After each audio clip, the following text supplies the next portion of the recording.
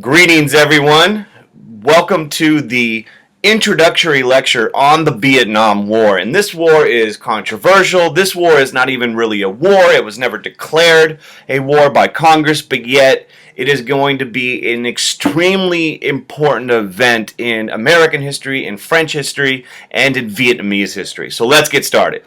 Now, one thing you need to realize is there's really no starting point, but the war in Vietnam is going to consume the presidencies of Eisenhower, Kennedy, Johnson, Nixon, and to some extent even Harry Truman from 1945 to 1953.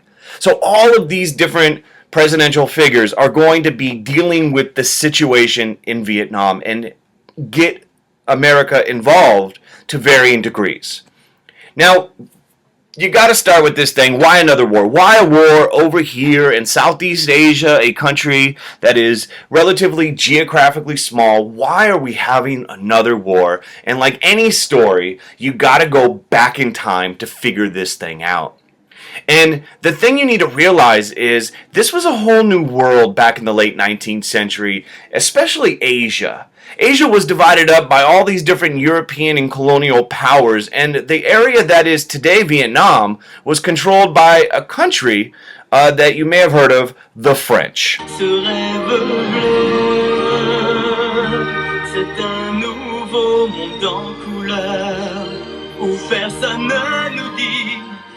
In fact, they had controlled this since the late 19th century. They were exploiting Vietnam. It was called French Indochina for rice and rubber resources, and that was the reality of Vietnam's early history, or actually the history in the late 19th century.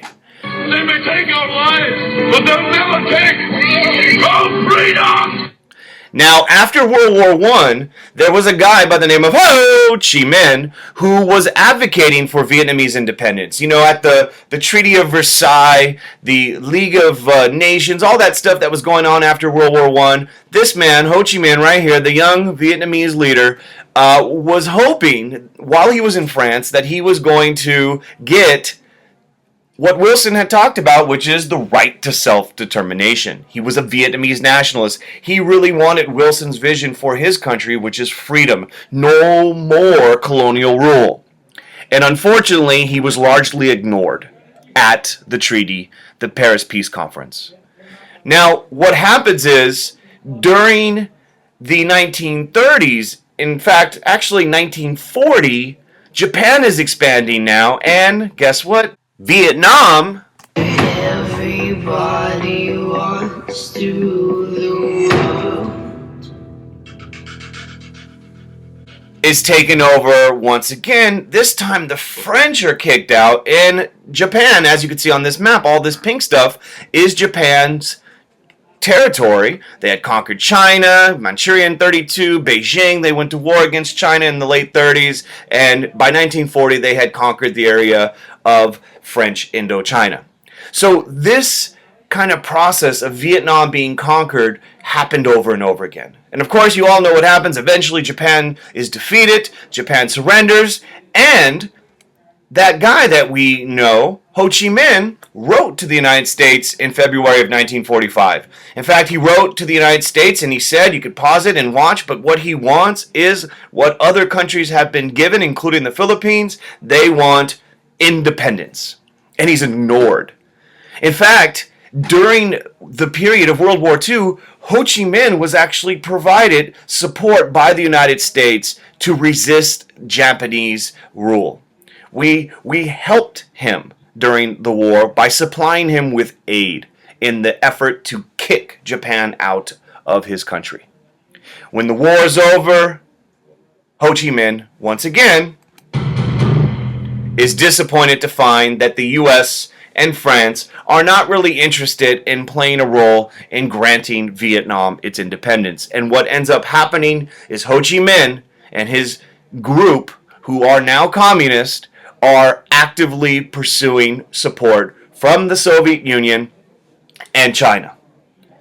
And so what you see is France didn't take the lesson from Frozen, which is to just let it go. In fact, when Japan was defeated, France came back. They came back looking to reacquire their colonial territory. Libéré, délivré, c'est décidé, je m'en vais. After World War II, France attempts to recolonize Vietnam. And they do so with tons of military equipment and aid from the United States. Now here's what happens. Ho Chi Minh begins this independence movement. He had fought against Japan. Now he's fighting against the French when World War II is over. The Communist Party, they were called the Viet Minh. The Viet Minh began a rebellion against foreign rule. In the 40s, it was Japan. Now, post-World War II, it's French all over again that they're resisting.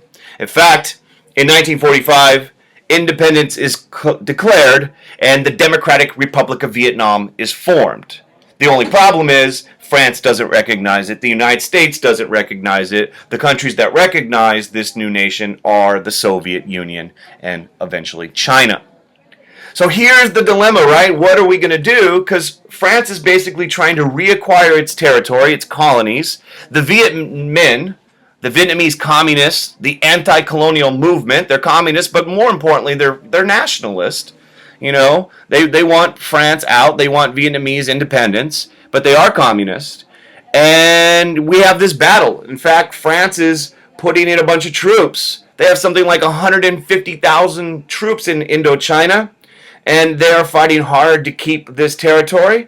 They're getting a bunch of aid from the Truman administration and then the Eisenhower administration. And in spite of this aid, in spite of this effort, the Viet Minh and the French are in a fight. It's called the First Indochina War. And it occurs after World War II, and you have fighting take place. And I know you're kind of sitting there going, who's going to win?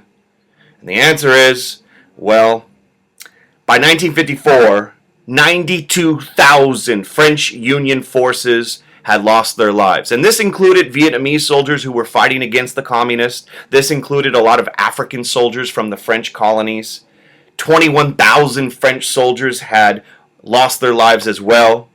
So it was a bloody fight, but the big battle you need to know is in 1954, the French get their final defeat at a battle called Dien Bien Phu.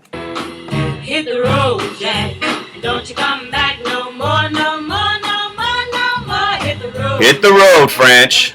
Because in 1954, the French are going to lose a long-fought battle at Dien Bien Phu, and it marks the end of French rule in Vietnam. In fact, everybody on the internet world, say it again with me, Dien Bien Phu marks the end of French rule in Vietnam. Because in 1954, France basically says, we waved the white flag, we can't keep this fight going. We had lost a lot of people, we spent a lot of money. In fact, by 1954, 3/4 of France's money spent in Vietnam was being provided by the United States.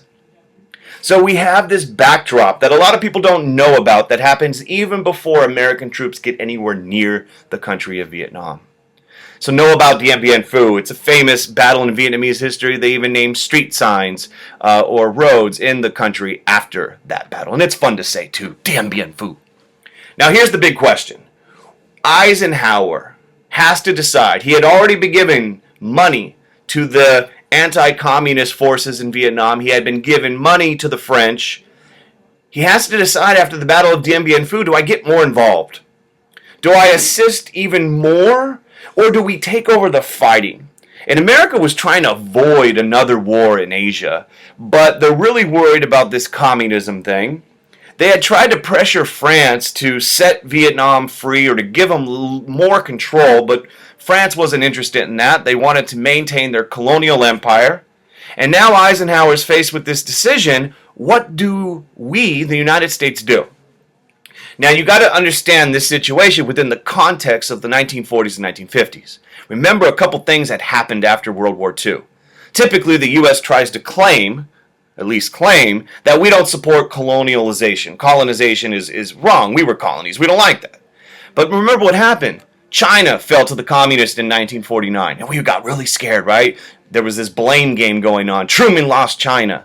And then in June of 1950, communist North Korea invaded South Korea, and we were seeing that communism was expanding. And now we have this situation where a guy named Chi Minh is leading a communist fight against the French.